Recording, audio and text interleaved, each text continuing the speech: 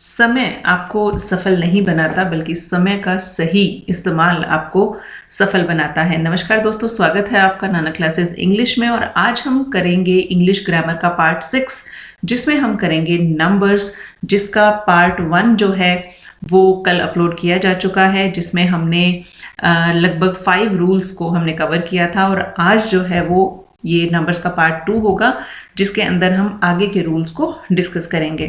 तो देख लीजिए, रूल नंबर 5 तक हम कल के वीडियो में कर चुके थे। रूल नंबर 5 देख लेते हैं। Most nouns ending in O preceded by a consonant is formed into a plural by adding es। तो देखिए इसका क्या मतलब है कि कुछ ऐसी संज्ञाएं जो ओ से खत्म होती हैं और उनके पहले कॉन्सोनेंट आता है, ओ से पहले कॉन्सोनेंट आता है। देखिए, कॉन्सोनेंट और वॉवल्स के बारे में हम बात कर चुके हैं। अगर संक्षेप में बात करूं तो कॉन्सोनेंट जो है इंग्लिश अल्फ़ाबेट जो होते हैं उनके अंदर 26 लेटर्स होते हैं, और उनमें से जो 21 लेटर्स हैं उनको कॉन्सोनेंट कहा जाता है, और जो बाकी बचे हैं 5 AEIOU उनको वॉवल कहा जाता है। तो अगर किसी भी संज्ञा में ओ लास्ट वर्ड है, लास्ट लेटर है, और उससे पहले कॉन्सोनेंट आ रहा है, तो उसका जो प्लूरल है वो उसके आगे ES को ऐड करके बनाया जाएगा। एग्जाम्पल्स हम देख लेते हैं। Hero, HERO। तो देखिए, ओ से ये जो संज्ञा है ये खत्म हो रही है, और ओ से पहले R आ रहा है जो कि एक कॉन्सोनेंट है। तो HERO, हीरो का जो प्लूरल है वो बन जाएगा HEROES, हीरोज। ग्रोटो नया शब्द है, इसलिए मैंने इसका हिंदी अर्थ भी आपको बताया है। ग्रोटो का मतलब होता है गुफा या आश्रम। तो इसमें भी सेम पैटर्न फॉलो हो रहा है। ओ से ये शब्द खत्म हो रहा है और ओ से पहले टी आ रहा है, यानी वो एक कॉन्सोनेंट है। तो ग्रोटो का जो प्लूरल है वो हो जाएगा ग्रोटोस। नेक्स्ट है बफलो। बफलो का मतलब आप सबको पता होगा, भैंस कहते हैं इसको हिंदी में। और बफलो में भी यही है, ओ से पहले एल आ रहा है जो कि कॉन्सोनेंट है। बफलो का हो जाएगा प्लूरल बफलोज। और वोल्केनो, जो कि ज्वालामुखी जिसे हम हिंदी में कहते हैं, और वोल्केनो का भी वोल्केनोज ES ऐड करके इसका प्लूरल बन जाएगा। एक चीज और देख लेते हैं, the following are among those that add S only. ये कुछ एक्सेप्शंस हैं, कुछ नए शब्द हैं और एक्सेप्शंस हैं, इसलिए मैंने इनका हिंदी अर्थ भी इनके सामने लिखा है। तो इनका जो प्लूरल बनेगा वो सिर्फ S ऐड करने से बनेगा। इसमें ऐसा नहीं है कि हम ES ऐड करेंगे या O से पहले का हम जो कॉन्सोनेंट या वॉवल है उसको देखेंगे। तो इसमें ये कुछ शब्द हैं। कैंटो, CANTO, कैंटो का हिंदी अर्थ होता है कांड। कांड से कुछ गलत मत समझिएगा, वो वाले कांड नहीं जो इंसान अपने जीवन के हरे भरे दिनों में करता है। ये कांड है जैसे कोई भी लॉन्ग पोम होती है उसके सेक्शंस को कांड कहा जाता है। जैसे अगर आपने रामायण के बारे में सुना है तो रामायण में 7 कांड है, जिनमें से पहला बाल कांड है और जो अंतिम है वो उत्तरकांड है। तो सेक्शंस, खंड, सर्ग, ये कांड होते हैं। और सोलो का मतलब होता है एकल। पियानो आप सबको पता होगा, एक म्यूजिकल इंस्ट्रूमेंट है। लेसो, ये इसको हम हिंदी में कहते हैं फंदा या कमंद। हैलो होता है प्रभामंडल या आभामंडल। मोमेंटो निशानी। एल्बाइनो या एल्बिनो, ये होता है श्वेत। और सिरोको एक प्रकार की हवा है, ये गर्म हवा है। तो ये कुछ ऐसे शब्द हैं, ऐसी संज्ञाएं हैं जो एक्सेप्शंस हैं, अपवाद हैं, और इनका जो एंडिंग लेटर है वो ओ है, और इनके एंडिंग लेटर से पहले कॉन्सोनेंट है। फिर भी इनका जो प्लूरल है वो ES ऐड करने की बजाय S ऐड करने से बनेगा। तो इन शब्दों को ध्यान में रखिएगा।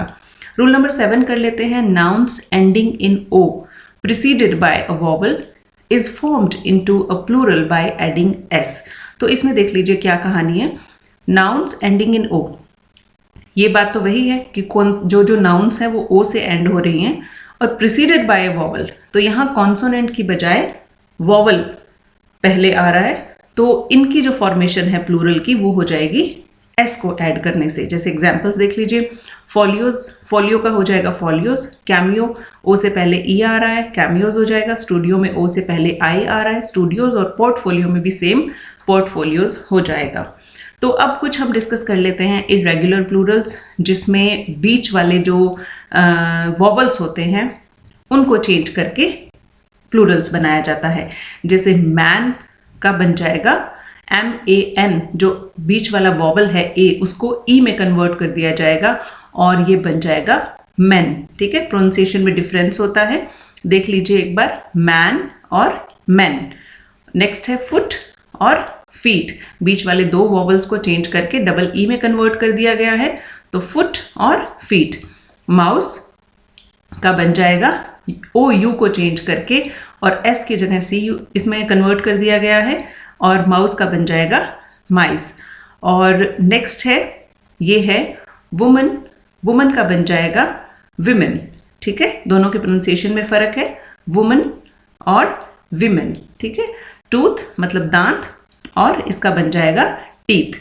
नेक्स्ट है लॉज, लॉज का बन जाएगा लाइस, लॉज का मतलब होता है जूं, जो सिर में जुएं पड़ जाती हैं उसको कहते हैं लॉज।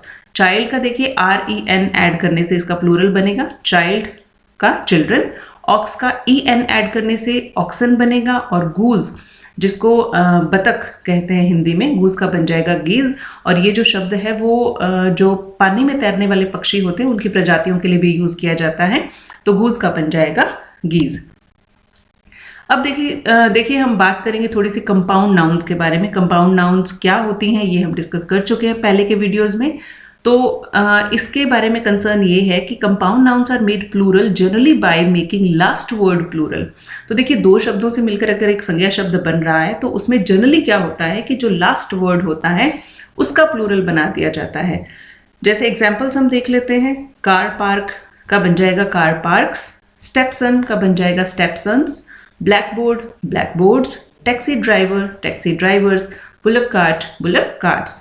ठीक है, और एक केस और यहाँ पर है कि if the compound noun is in the form of noun plus preposition plus noun, the first noun word is made plural. इसमें क्या कहानी है कि कंपाउंड नाउन बना है और उसकी फॉर्मेशन अगर इस प्रकार हुई है कि आगे और पीछे दोनों नाउन शब्द हैं यानी संज्ञा शब्द है और बीच में उनको एक प्रेपोजिशन से ऐड किया गया। प्रेपोजिशन का जो टॉपिक है वो हम आगे आने वाले वीडियोस में बिल्कुल कवर करेंगे और बहुत ही डिटेल में कवर करेंगे, क्योंकि प्रेपोजिशन से रिलेटेड बहुत सारे क्वेश्चन जो हैं वो कॉम्पिटिटिव एग्जाम्स में पूछे जाते हैं। तो अगर कंपाउंड नाउन की formation noun plus preposition plus noun है तो फर्स्ट नाउन वर्ड जो है उसका प्लूरल बनाया जाएगा। एग्जाम्पल्स जो है वही हैं कि मदर इन लॉ, तो मदर इन लॉज की बजाय मदर्स इन लॉ जो है वो सही प्लूरल होगा। फादर इन लॉ में फादर्स इन लॉ और ब्रदर इन लॉ में ब्रदर्स इन लॉ। तो इसके अलावा देखिए एक चीज और है, the following nouns have no singular.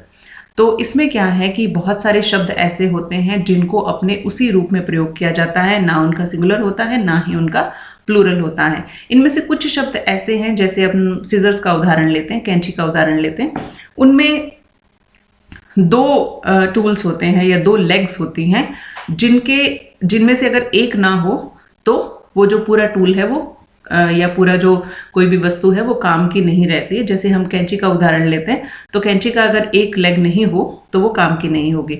तो जिसमें दो लेग्स होती हैं उनका जो हमेशा ही उनको उनके प्लूरल फॉर्म में यूज किया जाता है। और सीजर्स, पैंटलून्स, ट्विजर्स, स्नफर्स ये इसी तरह के उदाहरण हैं। तो देख लेते हैं वन बाय वन। सीजर्स, कैंची, अगर इससे पहले आप कैंची को सीजर बोलते थे तो गलती करते थे, अब से कैंची को सीजर्स बोला कीजिए। और पैंटलून्स, जिनको हम, एक ब्रांड भी है पैंटलून्स के बारे में तो सब जानते होंगे, पर ये एक्चुअल में पतलून को इंग्लिश में कहा जाता है। और पतलून भी अगर आपको नहीं पता है तो बहुत ही आम भाषा में इसको पजामा कहा जाता है। तो पैंटलून्स और सीजर्स ये हमेशा इसी फॉर्म में यूज किए जाते हैं। ट्विजर्स हैं चिमटी, ठीक है, जिसको हम आम भाषा में प्लकर भी बोलते हैं। स्नफर्स हैं जिनको नॉस्ट्रिल्स बोलते हैं, नासा पर जो नाक के दो छेद होते हैं इनको स्नफर्स कहा जाता है, इनको स्नफर्स ही कहा जाता है। नेक्स्ट है टोंग्स, सबने देखा होगा अपने रसोई घर में, और उसकी भी जो दो लेग्स होती हैं उन दोनों के इस्तेमाल से वो एक कंप्लीट टूल बनता है। कैटल जो शब्द है वो अपने आप में ही प्लूरल है तो इसको कैटल ही कहा जाता है। ड्रैग्स, जिसका हिंदी अर्थ है तलछट। शीयर्स, शीयर्स भी कैंची का ही, सीजर्स का ही सिनोनिम है। ट्राउजर्स, पैंटलून्स की तरह ट्राउजर्स हैं। मीजल्स और मम्प्स जो है वो बीमारियों के नाम है और इनको भी इसी रूप में इस्तेमाल किया जाता है। पिंचर्स, बेलोज और विटल्स। तो विटल्स जो है वो तो है खाद्य पदार्थ, और पिंचर्स जो है वो चिमटी को ही कहते हैं, और बेलोज जो है उसका मैंने आपको यहाँ पर फोटो भी दिखाया है। तो ये एक नया शब्द है और इसको हिंदी में धौंकनी कहा जाता है, और ये इसकी फोटो है। कुछ इस तरह का ये एक कुछ चीज होती है, वस्तु होती है। ठीक है, तो अब आगे आने वाला जो वीडियो है, यानी कि कल जो वीडियो आएगा, उसमें हम नंबर्स की जो प्रैक्टिस है वो एक ही वीडियो में कवर करेंगे। हो सकता है कि वो वीडियो थोड़ा सा लंबा हो जाए, पर उसको पार्ट्स में बनाने की बजाय एक ही वीडियो के अंदर हम लगभग, मैं कोशिश करूंगी कि सारे वर्ड्स जो है उनके प्लूरल्स आपको बताए जाएं, ताकि आपकी प्रैक्टिस भी हो जाए और आपकी वोकैब जो है वो भी डेवलप हो जाए। So thank you very much for watching this video. मिलते हैं जल्दी नेक्स्ट वीडियो में।